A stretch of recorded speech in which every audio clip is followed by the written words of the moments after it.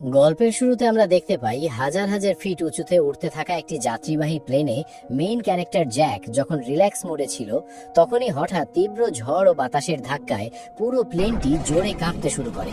আকস্মিক ঝাঁকুনিতে সিট বেল্টহীন যাত্রীরা ছাদের সাথে ধাক্কা খায়, চারদিকের লাগেজ ভেঙে পড়ে এবং উপর থেকে অক্সিজেন মাস্ক নেমে এসে কেবিনে আতঙ্ক ছড়িয়ে পড়ে।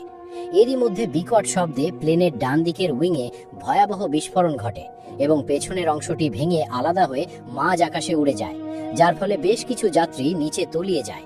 বাকি অংশটি নিয়ে প্লেনটি মাত্র কয়েক সেকেন্ডের ব্যবধানে ঘন জঙ্গলের ভেতর আছড়ে পড়ে বিশাল আগুনের গোলায় পরিণত হয়। বেশ কিছু সময় পর জ্যাকের জ্ঞান ফিরলে সে মাথায় আঘাত ও শরীরে তীব্র ব্যথা নিয়ে টালোমাটাল পায়ে উঠে দাঁড়ায়।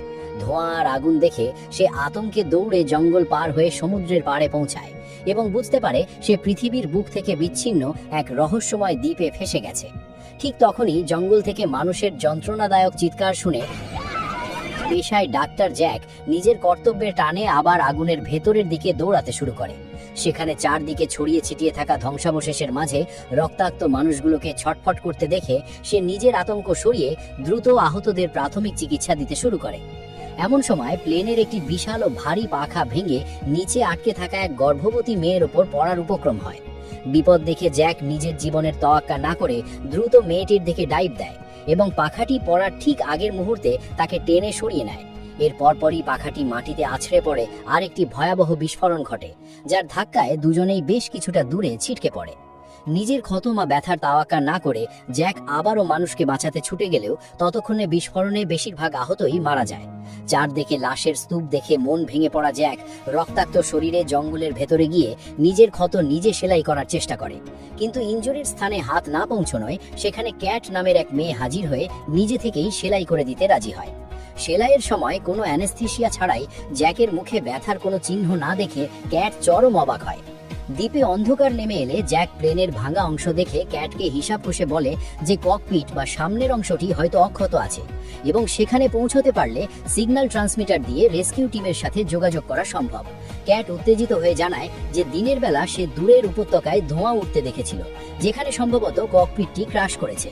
ক্যাট এখনই সেখানে যাওয়ার জন্য জোরাজুরি করলে জ্যাকের বুকেও আশা জাগে, কিন্তু হঠাৎ দূরের গভীর জঙ্গল থেকে একটি বিকট ও ভয়ঙ্কর গর্জনের আওয়াজ ভেসে আসে এবং দেখা যায় বিশাল বিশাল গাছগুলো ভেঙে মাটিতে লুটিয়ে পড়ছে। কোনো বিশাল আকৃতির দানব ক্যাম্পের দিকে এগিয়ে আসলেও শেষ পর্যন্ত সামনে না এসে কিছুক্ষণ পর পরিবেশ আবার নিঝুম হয়ে যায়। পরদিন সকালে ক্যাম্পের সবাই রাতের সেই হিংস্র জীবটি নিয়ে ডাইনোসর বা প্রাচীন রাক্ষস বলে আলোচনা শুরু করতে থাকে। জ্যাক জানতো হাত গুটিয়ে বসে থাকলে সবাই মারা পড়বে, তাই বেঁচে ফিরতে সে চার্লি আর ক্যাটকে সাথে নিয়ে ককপিটের উদ্দেশ্যে রওনা দেয়। জঙ্গলে ঢোকার কিছুক্ষণের মধ্যেই মুষলধারায় বৃষ্টি শুরু হওয়ায় পথ খুঁজে পাওয়া কঠিন হয়ে পড়ে। ওদিকে ক্যাম্পে থাকা মানুষগুলো টের পায় যে রাতের সেই হিংস্র জীবটি আবারও শিকারের খোঁজে বের হয়েছে, যা সম্পর্কে জঙ্গলের ভেতরের তিনজন বেখবর ছিল।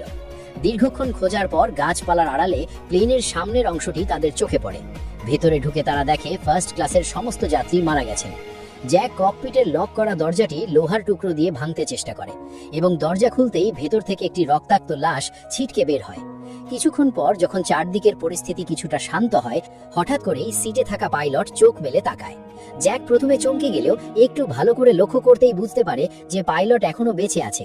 জ্যাক যখন তার প্রাথমিক চিকিৎসা করছিল তখনই পাইলট এই রহস্যময় বিমান দুর্ঘটনার আসল আর ভয়ঙ্কর সত্যটা তাদের সামনে ফাঁস করে দেয়। পাইলটের ধারণা অনুযায়ী তারা বর্তমানে মূল ভূখণ্ড বা চেনা পৃথিবী থেকে হাজার হাজার কিলোমিটার দূরে এমন এক অজানা দ্বীপে এসে ফেসে গেছে যার অস্তিত্ব হয়তো মানচিত্রেই নেই। হঠাৎ করেই পুরো জাহাজটা ভূমিকম্পের মতো কাঁপছিল। বাইরে আসলে কি আছে সেটা দেখার জন্য পাইলট যেই না জানালার কাচের একদম কাছে এগিয়ে গেছে, ঠিক সেই মিলি সেকেন্ডে কোনো এক অদৃশ্য খিলখিলে আর ভয়ঙ্কর জিনিস কাঁচ ভেঙে তাকে ধরে এক ঝটকায় বাইরে টেনে নিয়ে যায়। পাইলটের এমন আকস্মিক আর বীভৎস মৃত্যু পুরো পরিবেশটাকে এক লহমায় মহাশ্মশানের চেয়েও ভয়ঙ্কর করে তোলে। কিন্তু তাদের এই আতঙ্ক কাটবার আগেই বিমানটি আবারও মর্মর শব্দে কাঁপতে শুরু করে। আসলে যে গাছের ডালে ককপিটটি আটকে ছিল সেটা দানবটার ধাক্কায় ভেঙে সরাসরি নিচের মাটিতে আছড়ে পড়ে। এই তীব্র ঝাঁকুনিতে ভেতরের তিনজনই ছিটকে তিন দিকে গিয়ে আছাড় খায়, কিন্তু জ্যাক জানতো এখন দমে গেলে সবাই মারা পড়বে। সে এক মুহূর্ত সময় নষ্ট না করে মাটিতে পড়ে থাকা সেই নষ্ট সিগন্যাল ডিভাইসটা কুড়িয়ে নেয় এবং ক্যাট আর চার্লিকে টেনে তুলে জঙ্গলের দিকে পাগলের মতো দৌড়াতে শুরু করে। পেছন থেকে আসতে থাকা দানবটার সেই রক্ত জল করা গর্জন তাদের বুকের ভেতরের ভয়কে হাজার গুণ বাড়িয়ে দিচ্ছিল। তবে আসার কথা এটাই যে সেই রহস্যময় জীবটি কোনো এক অজানা কারণে তাদের পিছু নেয়নি। বেশ কিছু দূর দৌড়ানোর পর যখন গর্জনের শব্দ কমে আসে, তখন তিনজন এক জায়গায় বসে হাঁপাতে হাঁপাতে স্বস্তির শ্বাস ফেলে এবং আবারও নিজেদের ক্যাম্পের দিকে পা বাড়ায়। কিন্তু ক্যাম্পে পা রাখতেই তাদের জন্য অপেক্ষা করছিল এক নতুন ঝামেলা। তারা গিয়ে দেখে সেখানে দুজন লোক একে অপরের কলার চেপে ধরে তুমুল মারামারি করছে। পরিস্থিতি হাতের বাইরে চলে যাচ্ছে দেখে জ্যাক আর মাইকেল সাথে সাথে মাঝখানে ঢুকে দুজনকে টেনে হিচড়ে আলাদা করে।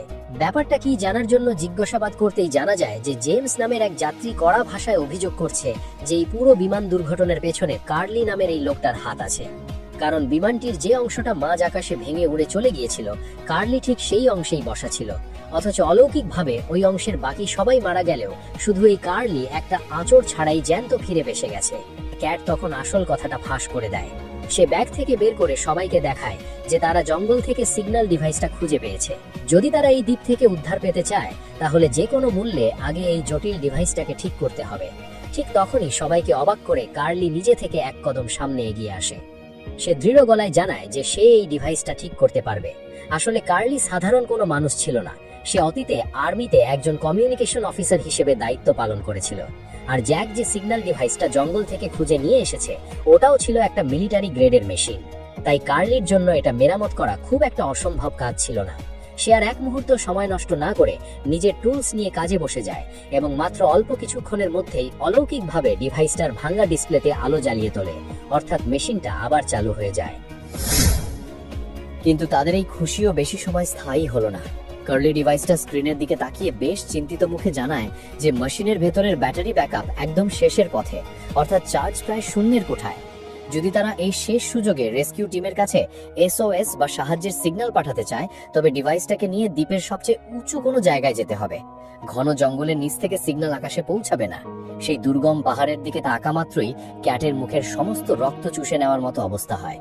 কারণ সে মাত্র কিছুক্ষণ আগেই সেই জঙ্গলের ভয়ানক দানবের মুখ থেকে কোনো মতে জ্যান্ত ভিড়ে এসেছে। আর এখন আবার সেই একই জঙ্গলের ভেতর দিয়ে ওই খাড়া পাহাড়ে ওঠা মানে সরাসরি মৃত্যুকে দাওয়াত দেওয়া। কিন্তু চারদিকের পরিস্থিতি যা, তাতে তাদের সামনে হাত গুটিয়ে বসে থাকার কোনো উপায় ছিল না।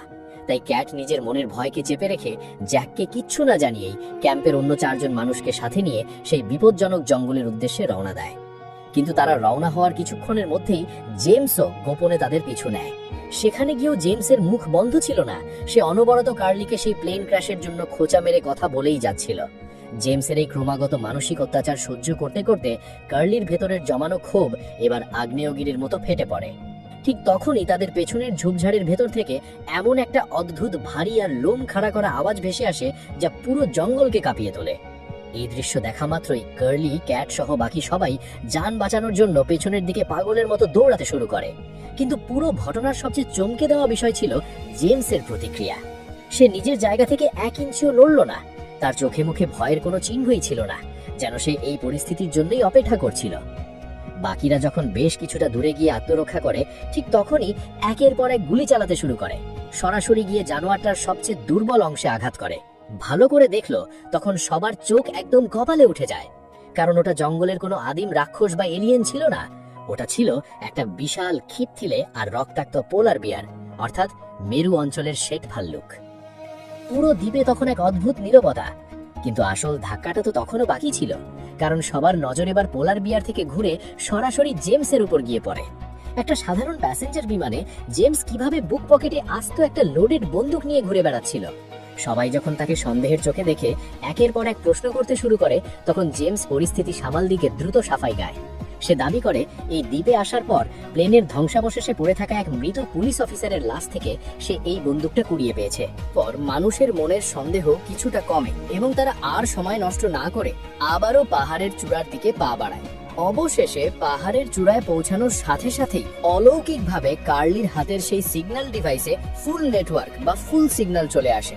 এই দৃশ্য দেখে কার্লির মুখে আনন্দের হাসি ফোটে এবং সে দ্রুত গ্লোবাল চ্যানেলে রেস্কিউ টিমের কাছে সিগন্যাল পাঠানোর চেষ্টা করতে থাকে। কিন্তু ফ্রিকোয়েন্সি ম্যাচ করতেই কার্লি এমন একটা জিনিস খেয়াল করে যা তার পুরো শরীরকে হিম করে দেয়।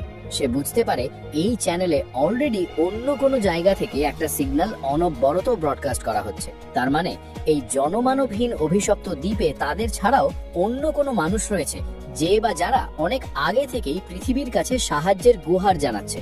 এত বড় আর শুনশান দ্বীপে তাদের বাইরে অন্য কারো অস্তিত্ব থাকাটা কোনোভাবেই যুক্তিযুক্ত ছিল না। সবাই যখন এই গভীর রহস্যের জালে হাবুডুবু খাচ্ছিল, ঠিক তখনই সেই সিগন্যাল ডিভাইসের স্পিকার থেকে হঠাৎ করেই খড়খড়ে আওয়াজে এক মহিলার কণ্ঠ ভেসে ওঠে।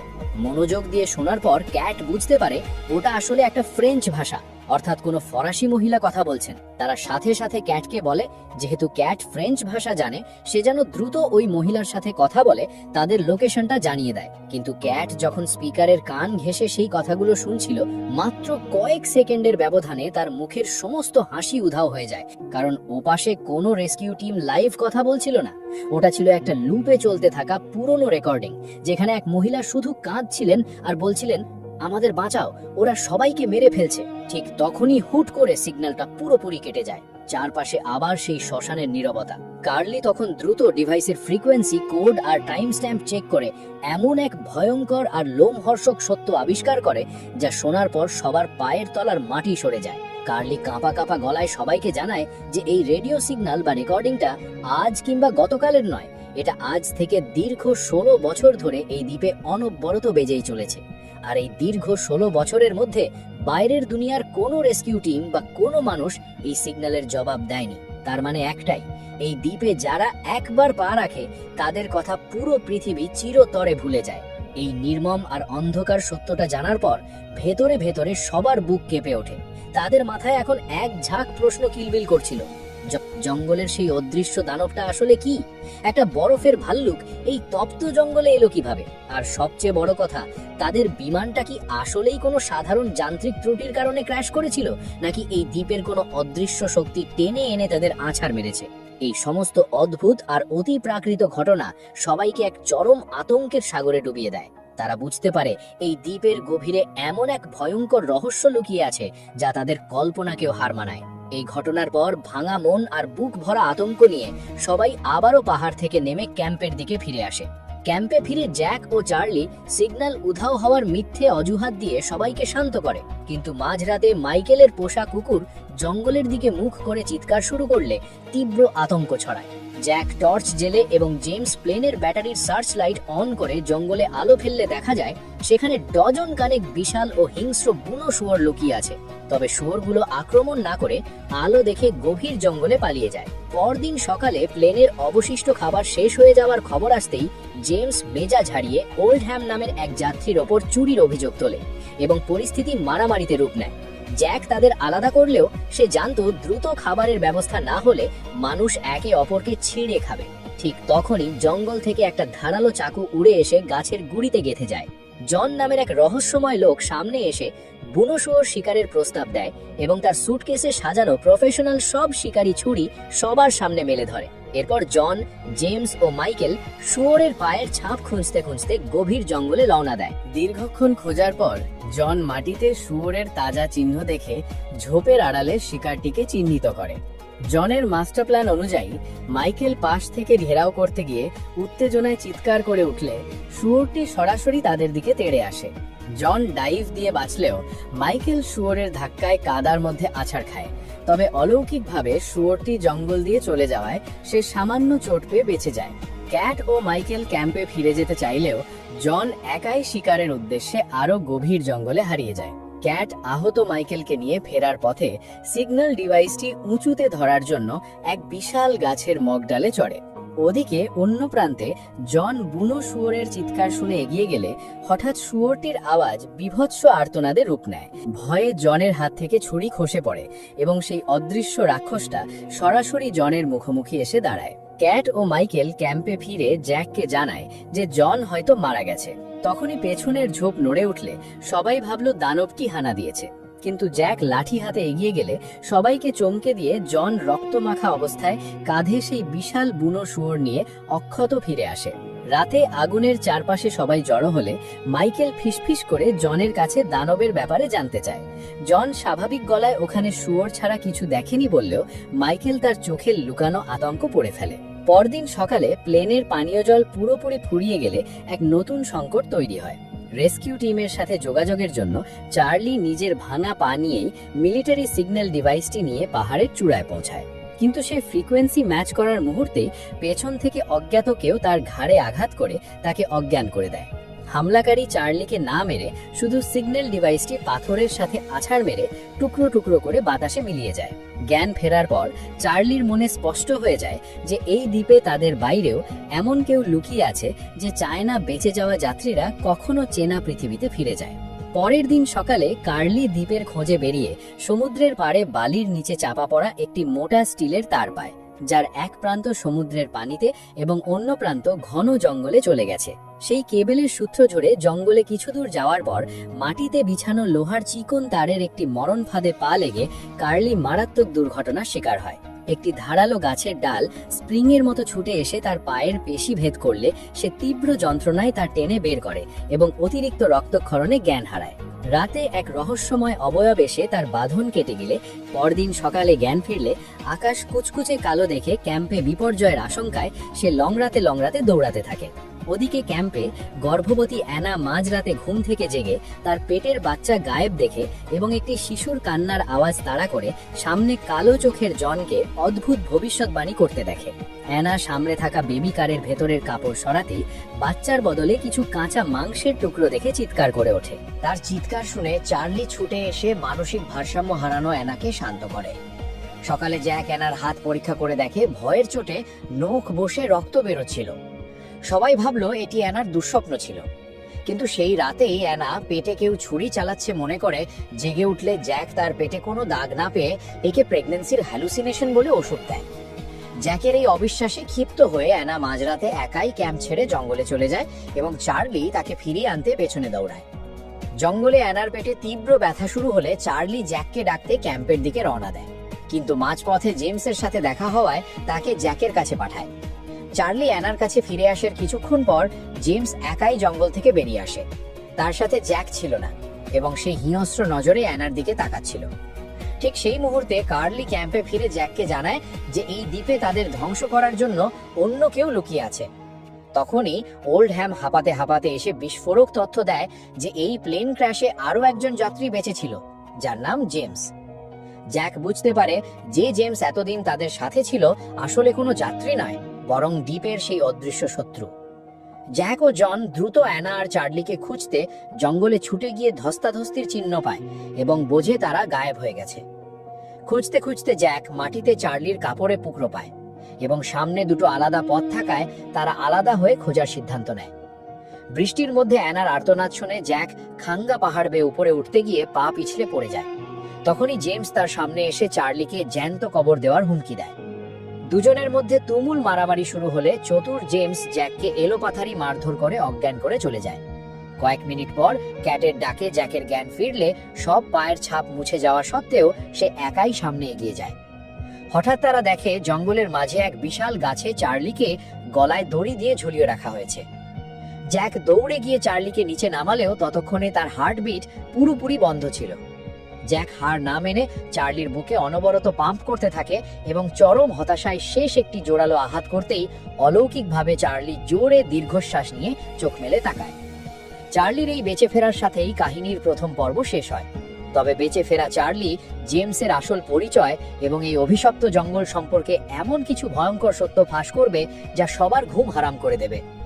তো ভিউয়ার্স, পরবর্তী ভিডিও পাওয়ার জন্য অবশ্যই কমেন্টে লিখুন পার্ট 2 চাই।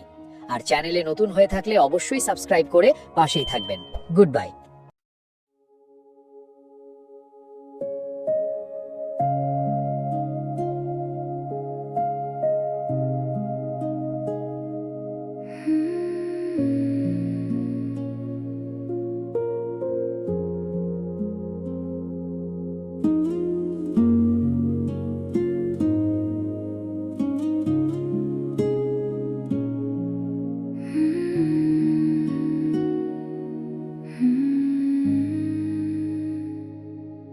Morning fades beyond the hills, leaving traces soft and still.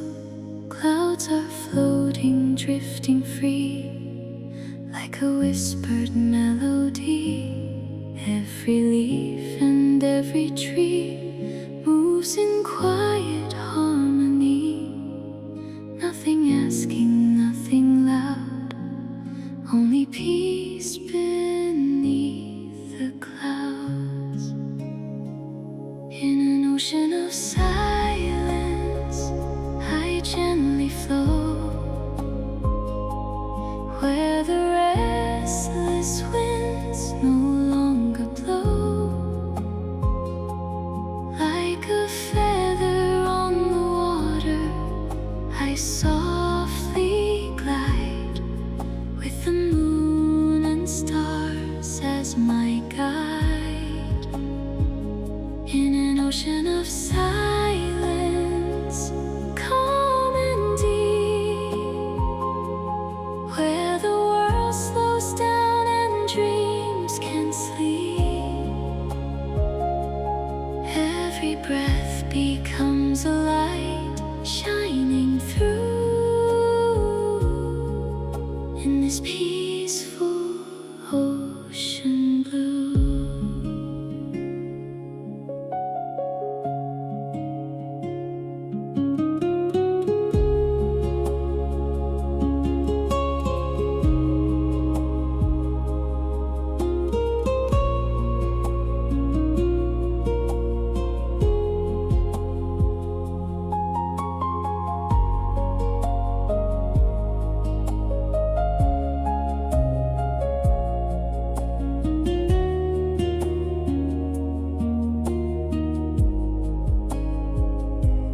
Golden rays begin to fade, painting colors in the shade. Birds have sung their final song, and the night is coming on. Candles dancing in the dark, tiny flames, a gentle spark, holding moments soft and bright in the arms of endless night. In an ocean of silence, I gently flow, where the restless winds no longer blow. Like a feather on the water, I softly glide, with the moon and stars as my guide. No destination, no race to run, just the earth, the sky, the setting sun. Every heartbeat slows its pace, finding comfort, finding grace. Ocean of silence, carry me across your endless serenity, until the dawn begins anew. I'll rest inside your peaceful blue.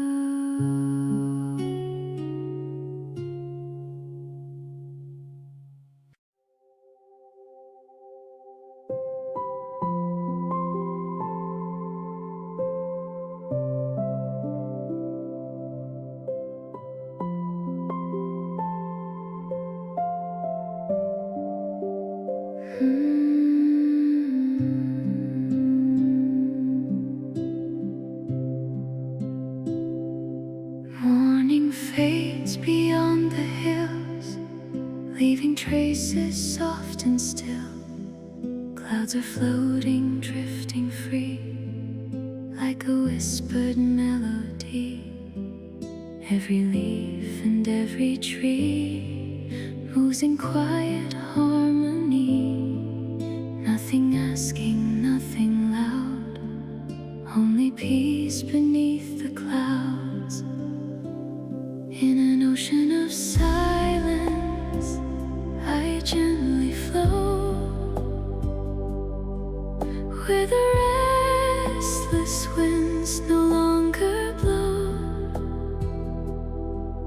Like a feather on the water, I softly glide with the moon and stars as my guide.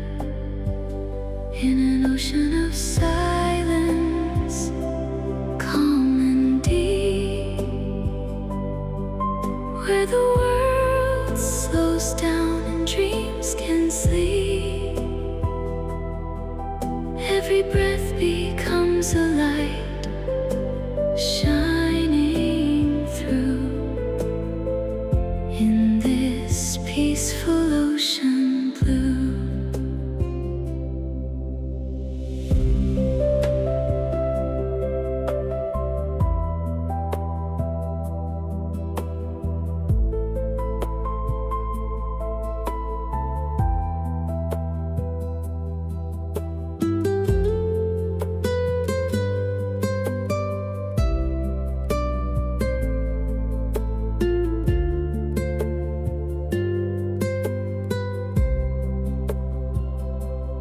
Golden rays begin to fade, painting colors in the shade. Birds have sung their final song, and the night is coming on. Candles dancing in the dark, tiny flames, a gentle spark, holding moments soft and bright in the arms of endless night. In an ocean of silence, I gently flow, where the restless winds no longer blow. Like a feather on the water, I softly glide with the moon and stars as my guide. Destination, no race to run, just the earth, the sky, the setting sun. Every heartbeat slows its pace, finding comfort, finding grace. Ocean of silence, carry me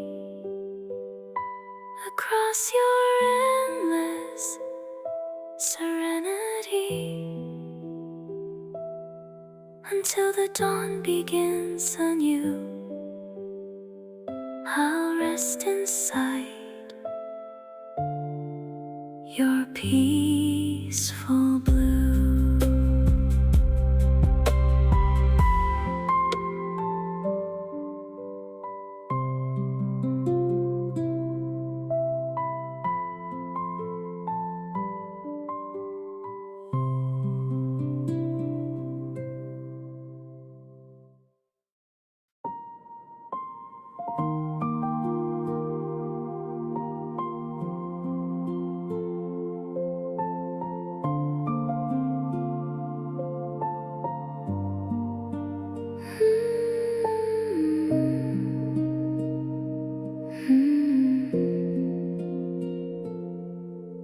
Close your eyes and breathe the night. Let the stars become your light. Leave the noise beyond the shore. You don't have to run anymore. Gentle waves upon the sea, carry all your thoughts for free. Every worry fades away like a cloud at break of day. Drift with the moon, drift with the tide. Let the quiet pull you inside. Soft as the wind, slow as the blue. The night is singing just for you. Drift with the moon, float through the sky. No need to hurry, no need to try. Wrapped in a dream, peaceful and true. The world grows still around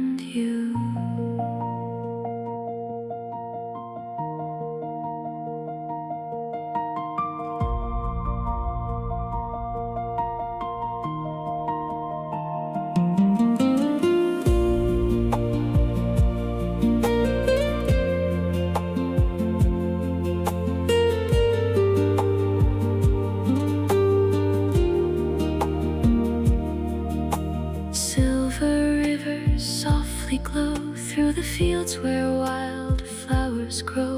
Time slows down its hurried pace, leaving only calm and grace. Far away the daylight sleeps, while the midnight garden breathes. Every heartbeat finds its place in the silence of this space. Drift with the moon, drift with the tide. Let the quiet pull you inside. Soft as the wind, slow as the blue. The night is singing just for you. Nothing to chase, nothing to fear. Only the stars drawing near. Like a feather on the stream, you become a gentle dream. Drift with the moon tonight. Everything will be alright. Close your eyes, the sky is wide, and peace is waiting by your side.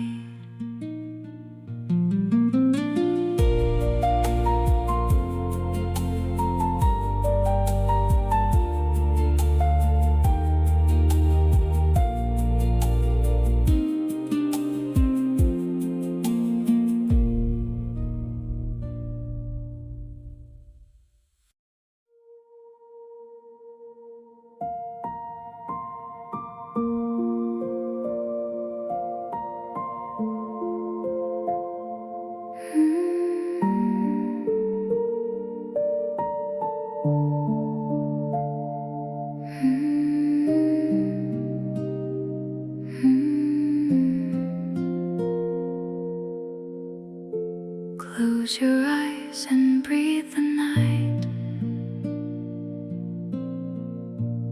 Let the stars become your light. Leave the noise beyond the shore. You don't have to run anymore. Gentle waves upon the sea carry all your thoughts for free. Every worry fades away like a cloud at break of day. Drift with the moon, drift with the tide. Let the quiet pull you inside. Soft as the wind, slow as the blue.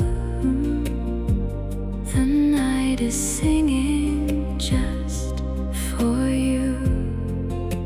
Drift with the moon, float through the sky. No need to hurry, no need to try.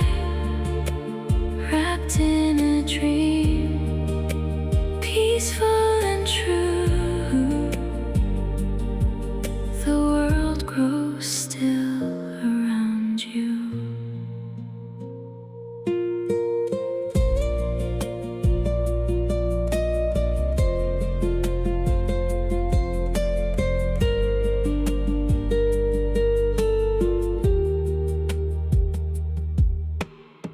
Silver rivers softly glow through the fields where wildflowers grow. Time slows down its hurried pace, leaving only calm and grace. Far away the daylight sleeps, while the midnight garden breathes. Every heartbeat finds its place in the silence of this space. Drift with the moon, drift with the tide.